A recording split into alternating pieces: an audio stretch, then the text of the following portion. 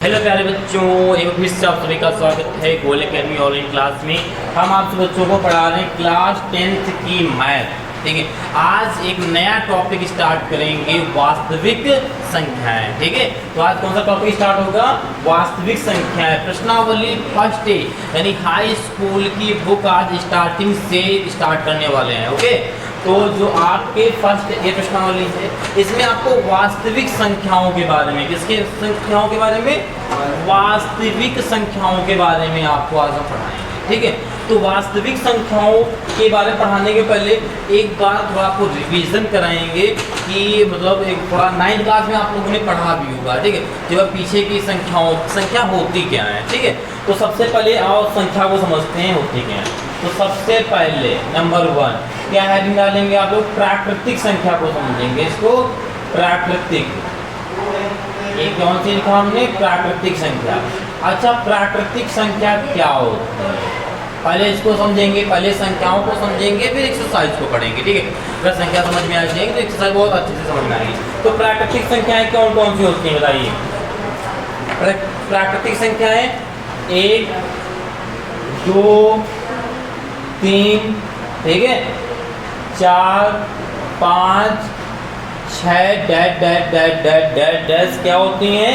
प्राकृतिक संख्याएं होती हैं। ठीक है, ये होती हैं आपकी, इंग्लिश बोलते हैं, क्या बोलते हैं? नेचुरल संख्या। ठीक है, नंबर्स। ओके, आप देखते हैं सेकेंड नंबर। ठीक, ये हो गई प्राकृतिक संख्याएं। अच्छा, प्राकृतिक संख्या 1 से स्टार्ट होती हैं और कुछ संख्याएं होती हैं, अगर इसी संख्याओं के आगे, इन्हीं संख्याओं में अगर यहाँ पे हम 0 ऐड कर दें, 0 ऐड कर दें, बाकी यही संख्या रखते हैं। क्या कर दें? 0 को ऐड कर दें, बाकी संख्याओं को यही रखते हैं।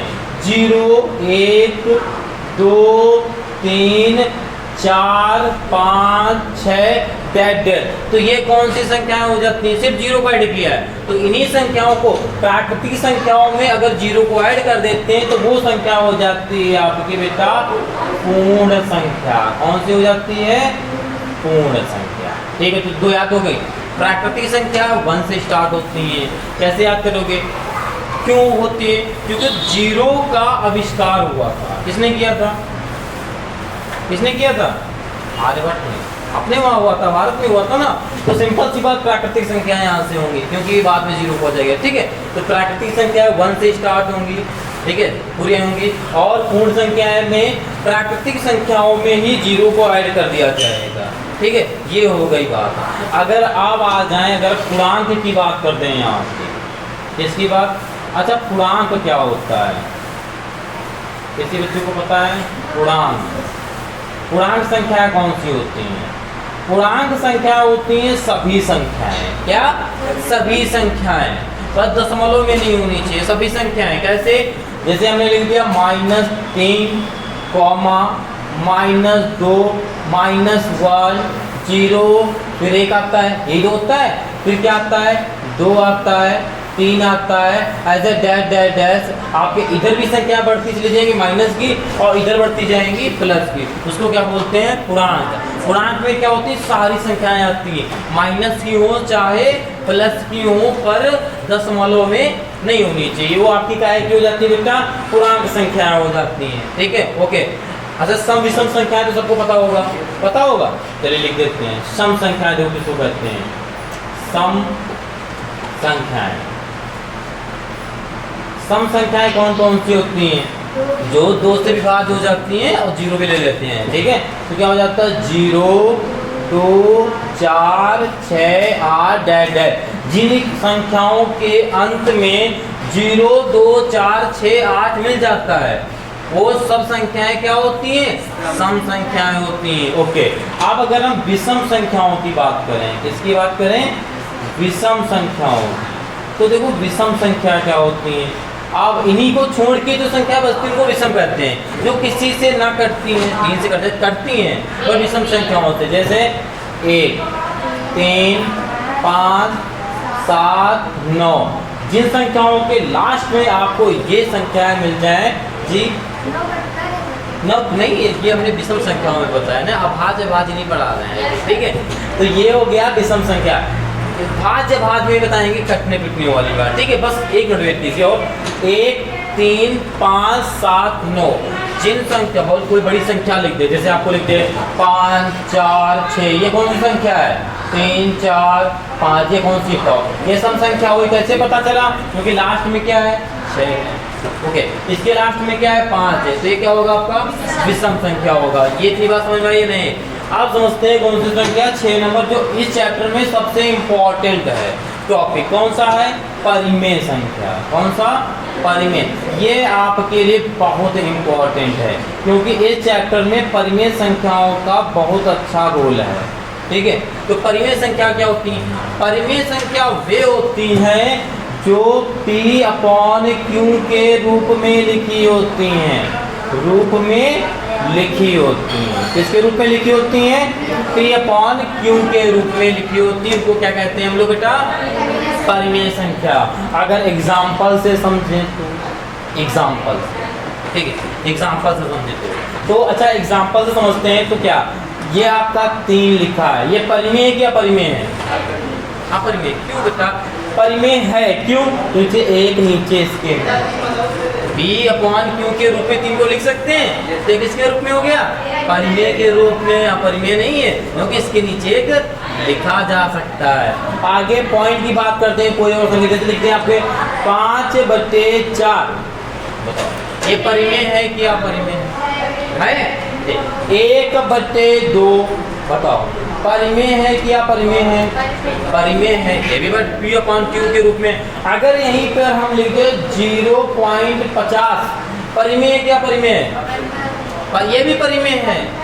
परिमेय है, पॉइंट लगा है, पॉइंट लगा है, देखो 0.50 लगा है, पॉइंट आएंगे नीचे वो आएगा, काट देंगे, कितना बचेगा? 1/2 बचेगा, वही तो बच रहा है। ये भी आपका, यानी कहने का मतलब क्या हो गया यहाँ पे? क्या होने का? क्या बताओ तो? जो संख्याएं पॉइंट में भी यानी दशमलव में भी लिखी होती हैं, वो भी आपकी परिमेय संख्या है।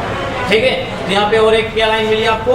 वे संख्याएं जो दशमलव के रूप में लिखी होती हैं, वो भी क्या होती हैं? परिमेय संख्या होती हैं। ओके, अब यहाँ पे अच्छा हम एक बहुत अच्छी बात आपको बताएंगे, तो ये चीज समझ में आ गई ना परिमेय संख्या क्या होती है। आपको बताएंगे पाई के बारे में। बच्चे कंफ्यूज हो जाते हैं पाई में। अच्छा, पाई क्या होता है पहले समझिए। पाई की जो खोज है आज तक अभी तक किसी ने पूर्ण रूप से नहीं कर पाया है। आज तक जितनी भी खोजें हुई हैं सब लगभग में हुई है। किसमें हुई है? लगभग में। पूर्ण रूप से आज तक पाई की कोई खोज नहीं कर पाया। पाई बहुत बड़ा रहस्यमय मान है। ठीक है, तो पाई का मान क्या होता है? तो कहीं कहीं बहुत सारे मान खोजे गए हैं, लेकिन सबसे ज्यादा कौन सा चलता है? एक आपने सुना होगा 22/7। पाई का मान 22/7 भी होता है। और क्या होता है? 3/14। ठीक है, 3.14 ये भी होता है आपका। ठीक है, ये आपके पाई के मान होते हैं। अब अच्छा ये बताओ 22/7 परिमेय है कि अपरिमेय है? परिमेय है। ओके, 3.4 परिमेय है कि अपरिमेय है? परिमेय। पाई क्या होना चाहिए? परिमेय होना चाहिए, पर यहाँ पे पाई अपरिमेय रहेगा। पाई के मान जो होंगे वो क्या होंगे? परिमेय होंगे, और पाई क्या होगा? अपरिमेय होगा। ठीक है, यहीं पे बच्चा फंस जाता है। क्यों? उसको लगता है कि पाई का मान, अगर उसे वहाँ पे क्वेश्चन में आ जाता है पाई परिमेय है क्या अपरिमेय है, तो बच्चे को लगता है यार पाई का मान 22/7 होता है या 3.14 होता है। जब ये आपके परिमेय है तो सिंपल सी बात है पाई भी क्या होगा? परिमेय होगा। पर ऐसा नहीं है, यहाँ पे पाई आपका क्या होता है? अपरिमेय होता है। ओके, और जो मान होते हैं वो परिमेय होते हैं। तो यहाँ पे हम लिख सकते हैं 22/7 है और 3.14 है, ये क्या है? आपका परिमेय है। अब आप परिमेय की बात कर लेते हैं। देखो नंबर से आप परिमेय की बात कर लें। अपरिमेय संख्या, देखो अपरिमेय संख्या क्या होती है? देखो अपरिमेय क्या संख्या होती है? इनको P/Q के रूप में नहीं लिखा जाता है। क्या? अच्छा, एक चीज परिमेय में और हम आपको बता दें, परिमेय संख्याओं में जो आपका Q होता है ये लिखा, अगर हिंदी में इसको लिखें तो क्या लिखेंगे? देखो और थोड़ा परिमेय के बारे में देख लो। इसको अंश बटे हर में लिखेंगे ना। अगर Q लिखे तो अंश बटे हर ही तो होता है भाई। P/Q का मतलब होता है अंश बटे हर।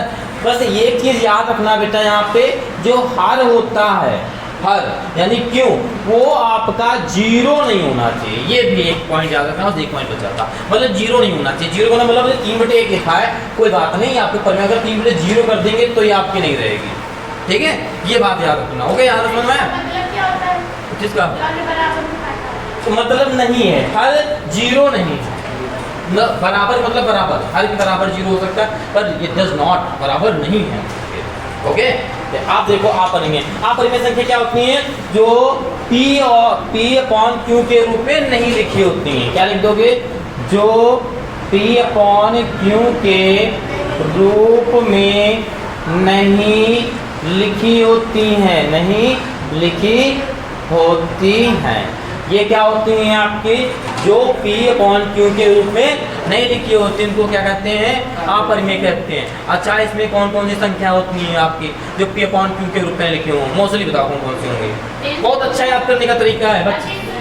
हाँ भाई, आप इनमें से लिखोगे, कोई भी संख्या लिखोगे P/Q, अगर हम 15 को लिख दे, चाहे 16 लिख दे, चाहे पॉइंट बात लिख दे, कोई भी संख्या लिख दे, सबके बच्चे में 1 तो लगा ही सकते हैं ना, तो यानी ये परिमेय संख्या हो जाएगी। इसमें से 2 संख्या होती है, परेशान वाली बात नहीं है, यानी हमको अगर इसके मान को याद कर लेंगे, इनकी संख्याओं को तो ये ऑटोमेटिक याद हो जाएंगे। कौन कौन सी होती है, एक तो भैया अभी हमने आपको बताया था, क्या बताया था, पाई। पाई क्या है आपका, पाई क्या है, अपरिमेय। सबसे नंबर 1 पाई को लिखो, पाई के मान क्या है, परिमेय, पाई क्या है, अपरिमेय। ओके, और जो रूट में संख्या होती हैं, रूट ऐसे बनता है, जो रूट में संख्या होती है, रूट के अंदर, रूट के अंदर वाली रूट में लिखी संख्याएं जो होती हैं, रूट में लिखी संख्याएं, लिखी संख्या क्या होती हैं आपकी, अपरिमेय होती है। ओके बेटा, चलिए अब आगे देखते हैं वास्तविक संख्याएं, ठीक है। तो अभी आपने परिमेय अपरिमेय संख्याओं को समझा, तो आप समझते हैं कितने हो गए थे यहाँ पे, नंबर कितने हो गए थे बेटा, 7। 8 नंबर में आप समझते हैं आपकी वास्तविक संख्या, वास्तविक संख्या, ठीक है। वास्तविक संख्याओं के पहले हम आपको बता दें, देखो पहले लिख लो इसके बाद, देखो वास्तविक संख्याएं जो होती हैं, ठीक है, वो किससे मिलकर बनी होती हैं, वो होती हैं आपकी परिमेय, किससे, परिमेय संख्या, और किससे, अपरिमेय संख्या, कॉमा अपरिमेय संख्या, अपरिमेय संख्या, एक ये परिमेय, क्या परिमेय, अपरिमेय संख्याओं को हम क्या कहते हैं, वास्तविक संख्याएं, जो आपका चैप्टर स्टार्ट होने वाला है। तो मोस्ट इंपॉर्टेंट इसमें क्या रहेगा आपका, परिमेय और परिमेय, ठीक यही तो रहेगा। अभी हम आपको जो परिमेय संख्या बता रहे थे, तो शायद वीडियो रुक गया था, तो शायद कुछ चीज़ें नहीं बताई थी, तो वो देख लो। हमने बताया था यहाँ पे रूट की संख्याएं आपकी क्या होती हैं, और पाई की क्या होती हैं, परिमेय होती हैं। अब जैसे आपका यहाँ पे लिख दे, परिमेय की संख्या की बात कर रहे हैं, ठीक है। अब वीडियो यहाँ पे रुक गया था, शायद सब बच्चों ने न देखा हो, यहाँ पे देख लो। अपरिमेय की बात चल रही थी ना, अपरिमेय की, अपरिमेय की। तो अपरिमेय में हमने अभी आपको बताया था, क्या क्या बताया था यहाँ पे, रूट में और पाई में जो संख्या लिखी होती है क्या होती है, अपरिमेय होती है। अब जैसे यहाँ पर हम लिख दें रूट 5, तो ये क्या है आपकी, अपरिमेय है। अगर यहीं पे लिख देते रूट 3, ये क्या है आपकी, अपरिमेय। अगर यहीं पे लिख दें बेटा रूट 9, रूट 9, तो बताओ परिमेय क्या, परिमेय, ये है आपकी परिमेय। क्यों, क्योंकि ये जो रूट 9 है, तो रब कर देते, पता नहीं, नोट कर लो, जो रूट 9 है बेटा, इसको बाहर निकाल देंगे, ये क्या आ जाएगा आपका, 3 आ जाएगा। 3 क्या होता है, अभी हमने बताया था, परिमेय संख्या होती है, ठीक है। इसी प्रकार रूट 25, मतलब जितने रूट में वर्ग वाले होते हैं, वो सब क्या हो जाएंगे फिर आपके, परिमेय संख्या हो जाएंगे, 144 अगर रूट के अंदर लिखा तो क्या हो जाएगा, 181 लिखा है रूट के अंदर तो क्या हो जाएगा आपका, परिमेय, क्योंकि वो भी 9 का होता है, ठीक है। तो रूट में जितने वर्ग वाले होंगे तो सब क्या होंगे, आपके परिमेय होंगे, ठीक। अच्छा, यहाँ पर एक क्वेश्चन उठता है ये कि जो रूट 3 है, रूट 3 होता क्या है। रूट 3 की अगर बात करते हैं तो रूट 3 तो हमारा 1.732 के बराबर होता है नहीं होता है, होता है। अब अगर रूट 3 1.732 के बराबर होता है, तो सिंपल सी बात है, ये मान तो किस में जाना चाहिए, अपरिमेय में जाना चाहिए ना। कि परिमेय में जाना चाहिए। ये वाला मान को देखते हुए मुझे नजर आ रहा है, सबको नजर आ रहा है कि सर ये तो आपने बताया था पॉइंट वाली संख्या किसमें होती है, परिमेय में होती है। तो ये परिमेय में, अगर इसका मान परिमेय में है तो √3 भी तो परिमेय में होनी चाहिए, पर ये अपरिमेय में क्यों लिखी है? तो हम बता दें आपको, रूट में √2 का भी मान होता है। √2 का मान कितना होता है बताइए? √2 का मान होता है, हाँ कितना होता है? 1/4 ये होता है। वेरी गुड, ये होता है, ठीक है। अब ये होता है तो ये इस अकॉर्डिंग √2 भी जो होनी चाहिए हमारी परिमेय होनी चाहिए, पर क्या है या परिमेय क्यों है? इसको ध्यान से सुनो। जो रूट की संख्याएं होती हैं, जब रूट से बाहर निकालते हैं तो आगे तक डिजिट आते ही रहते हैं, मतलब ये खत्म ही नहीं होना है, ठीक है। तो इसलिए जितनी भी रूट में संख्या लिखी होंगी जिसका वर्ग ना हो, जो बाहर वर्ग से ना निकले, वो सब किसमें आएंगी? अपरिमेय में आए, चाहे √2 चाहे √3 चाहे √5 हो चाहे √7 हो, चाहे ये सब क्या हो जाएंगे आपकी अपरिमेय। लेकिन √9 आपकी क्या होगी? परिमेय, क्योंकि वो 3 बार निकल आता है, ठीक है। ये चीज़ समझ में आई? तो आप परिमेय और परिमेय दोनों टॉपिक अच्छे समझ में आगे, क्योंकि परिमेय अपरिमेय से ही आपकी वास्तविक संख्याएं होने वाली, इसी से पूरा बजट होने वाला। ओके, ठीक है। यहाँ तक किसी कोई बच्चे को दिक्कत? ठीक है। अब समझते हैं अभाज्य संख्या। अभाज्य संख्या सबको आती होंगी। अभाज्य संख्या क्या होती है? अभाज्य, और इसके नीचे एक और संख्या लिख देते ताकि और तुमको याद आ जाए। 10 नंबर में लिख देते हैं भाज्य संख्या, ठीक है। अब उस और याद आ जाएगा अगर पढ़ा होगा 9th क्लास, ठीक है। भाज्य और अभाज्य संख्या क्या होती है? अभाज्य जो किसी से ना कटे, जो स्वयं से भाज्य होती हैं, उन्हें क्या कहते हैं? अभाज्य कहते हैं। किसी से भाज्य, किसी से मतलब नहीं, स्वयं में जो करेंगे। जैसे दो किसी से, भैया आप बताओ, दो किसी से कटता है? 2 स्वयं से, ठीक है। ओके, अब 3 की बात करते हैं। 3 स्वयं। 4 की बात करते हैं, नहीं कर सकते, क्यों? क्योंकि 4 2 दुनिया 4 होता है। 5 की बात कर दें, अच्छा बताओ, 5 नहीं करता ना किसी से। 6 की बात कर सकते हैं? नहीं। यहाँ पे फिर 7 की बात कर सकते हैं। अच्छा, 9 की बात की जा सकती है? नहीं की जा सकती। 9 क्यों? क्योंकि 9 3 के पहाड़े में आता है, 3 3 9 होता है। 10 की बात की जा सकती है? 9 क्यों?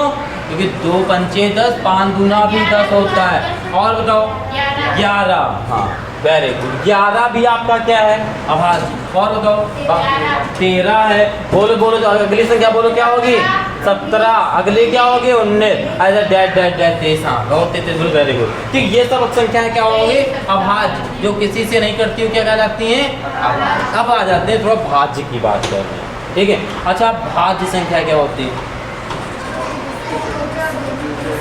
हाँ, एग्जाम्पल बताइए। हैं? अरे इनको छोड़ के जितनी संख्याएं हैं वो क्या है? सब लिख दो। भाज्य को छोड़कर, सीधे भाज्य समझ दो, क्या? भाज्य के छोड़कर जो संख्याएं बची हैं वो क्या हो जाएंगी? आपकी अभाज्य, ठीक है। अभाज्य संख्याओं को, अभाज्य संख्याओं, यार संख्याओं देखो, वाह। अभाज्य संख्याओं को छोड़कर सभी क्या होती हैं? भाज्य संख्या होती हैं। समझ में आया या नहीं आया? भाज्य संख्या होती हैं। ना लिखो संख्या सीधे। ओके, बताओ कोई डाउट यहाँ तक? किसी बच्चे को कोई डाउट? तो ओके, लॉक किया जाए। यहाँ तक सारी संख्या समझ में आ गई। फिर क्लास को स्टार्ट करते हैं, ठीक है। तो इतना भी आप लोग नोट कर लीजिए, और सभी बच्चे स्क्रीनशॉट ले लेंगे। जो इसके पहले भी जो मैंने बताया था उसका जरूर स्क्रीनशॉट ले लीजिएगा, ठीक है। इधर कैमरा बंद हो गया तो शायद आप लेने दिक्कत हो, लेकिन इधर तो जब साइड हो तो जरूर लीजिएगा, ठीक है। तो ओके बेटा, आप इसे नोट कर लीजिए, फिर एक्सरसाइज कराते हैं। ओके बेटा, चलिए आप देखते हैं पहला सवाल, ठीक है। देखो पहला सवाल आपका लिखा क्या हुआ है, सब अच्छे से पढ़ेंगे। लिखा है निम्नलिखित संख्याओं का HCF ज्ञात कीजिए। जैसे कोई एलसीएम से तो निकालने आते हैं ना, वेरी गुड। आगे लिखा है ज्ञात करने के लिए यूक्लिड विभाजन एल्गोरिथम का प्रयोग कीजिए। यूक्लिड विभाजन एल्गोरिथम का प्रयोग कीजिए। देखो ये विधि क्या होती है, पहले सवाल में समझेंगे।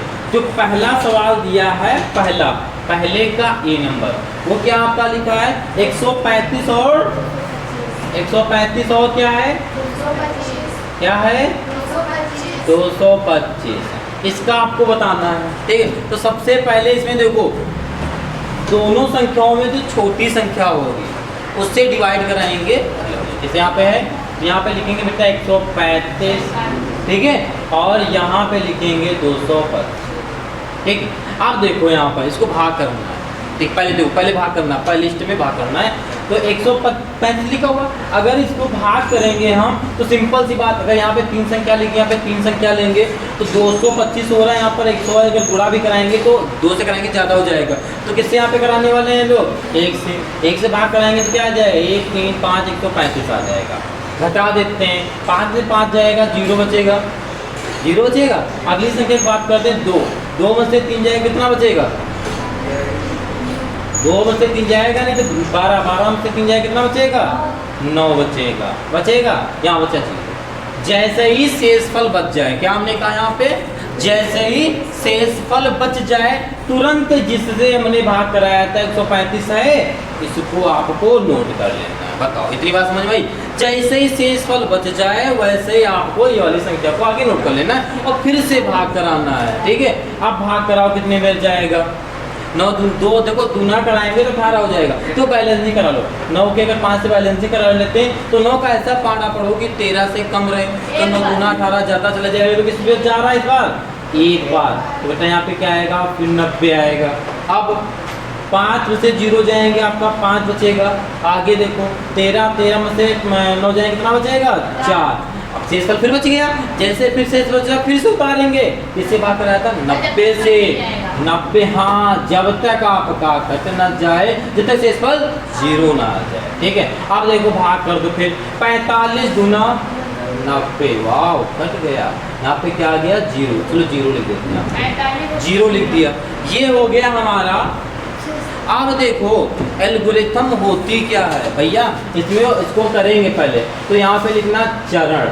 ठीक है, क्या लिखेंगे? चरण।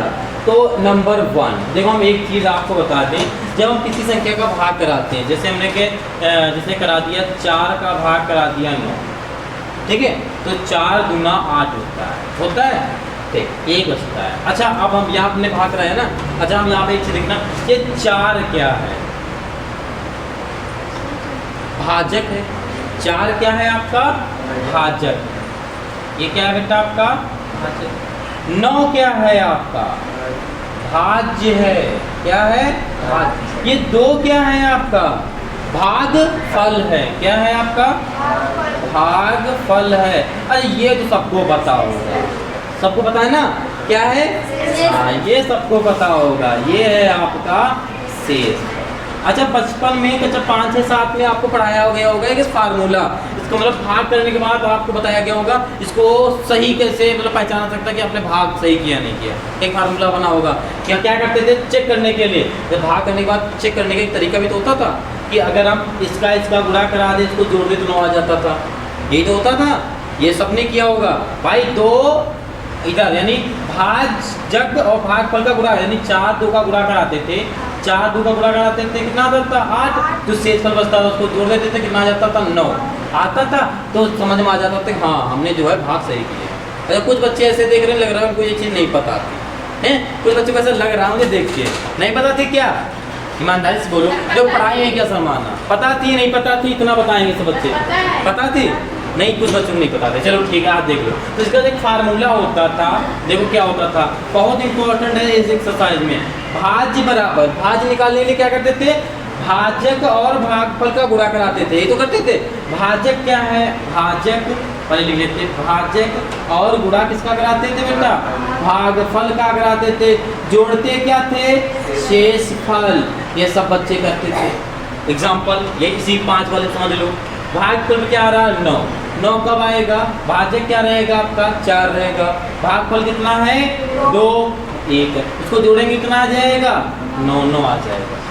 कोई भी एक और सवाल अगर ले लो, जैसे देख लेते हैं हम, यहाँ जगह नहीं है, यहाँ देख लेते हैं। जैसे कि 5 का भाग दे दो, किस संख्या में देते हैं? बोलो, कोई छोटी बोलना है, जितना बोलना कि जल्दी हो जाए। हाँ 27। अरे 27 से मिली थी तुमको। 55 25। कितना बचा आपका? 2। चलो चेक करते, सही बात है। ठीक, तो अब बताओ भाज क्या है आपका? भाज क्या है? 27।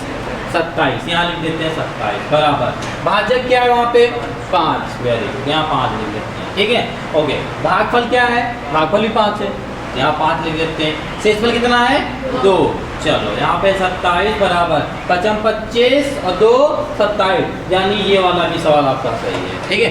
ये होता था कक्षा 4 या 5 में सिखाया जाता था भाग सही है या गलत है, ठीक है। तो ओके, अब देखो ये चीज समझ में आई।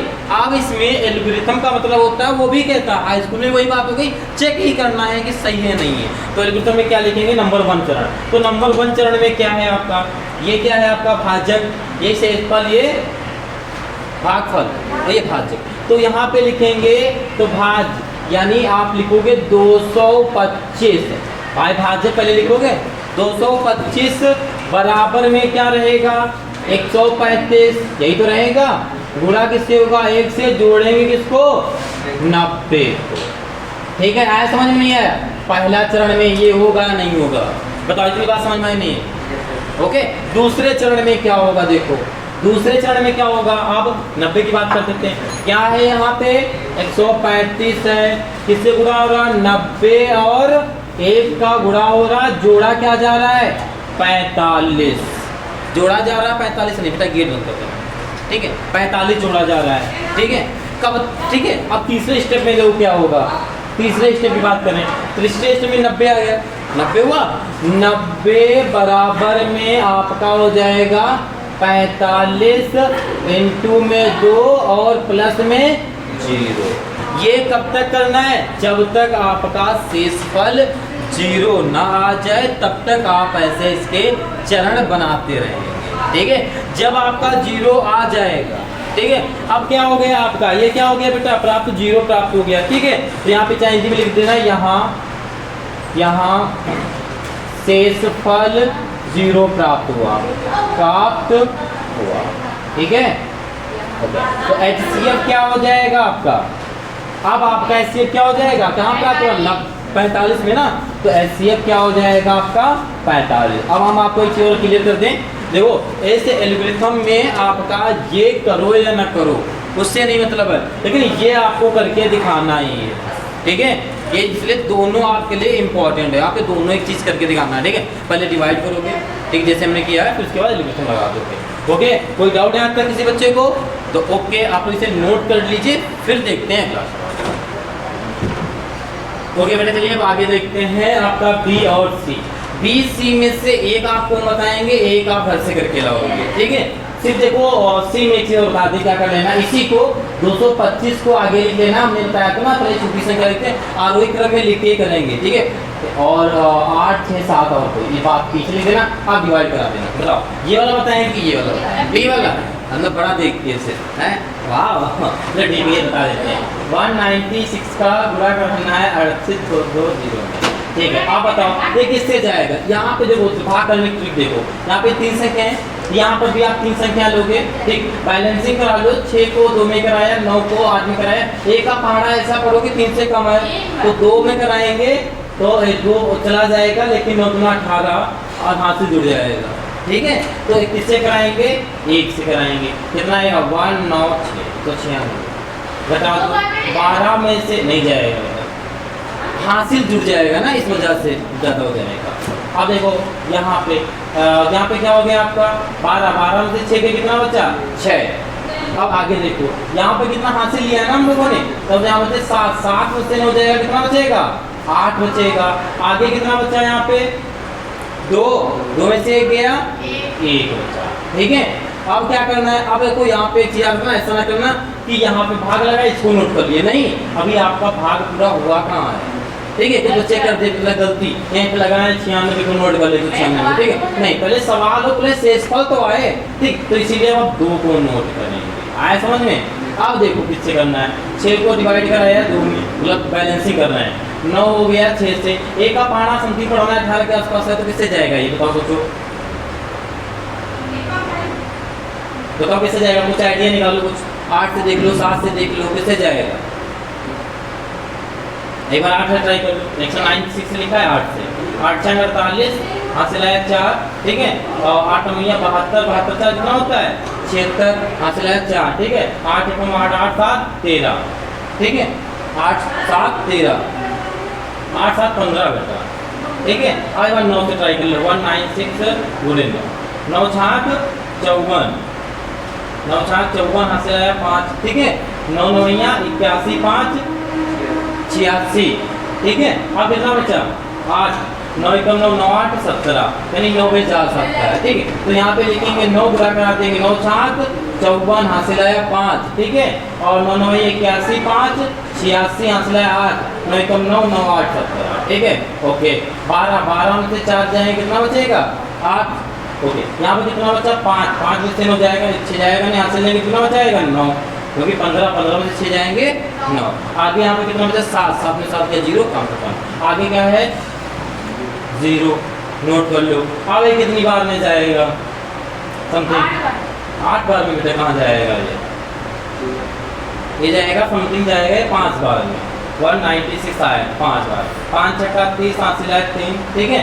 5 9 45 45 3 48 हासिल है 4, 5 4 9 980, मतलब 5 बार में यहाँ पे देखो 980 पूरा कर गया, ठीक है। यहाँ पे पूरा करना ही नहीं पड़ेगा। अब इसका चरण देखो कैसे लिखेंगे, चरण लिखेंगे। पहले में क्या है आपका बताओ, 3 8 2 2 0 में क्या है आपका 196 का गुणा हो रहा है, किससे हो रहा है 195 से, बराबर प्लस क्या हो रहा है 0। हमने कहा था जैसे से जहाँ शेषफल यानी जहाँ पर 0 प्राप्त हो जाता है वहाँ पे आपका एक्सेप खत्म, ठीक है। तो इसका एक्सेप क्या हो जाएगा आपका, इसका एक्सेप क्या हो जाएगा आपका बताओ, अरे 196, तो 96 तो खत्म है, तो इसका एक्सेप हो जाएगा आपका 196। और ये वाला आपका होमवर्क है, सब बच्चे करके लाएंगे, ठीक है।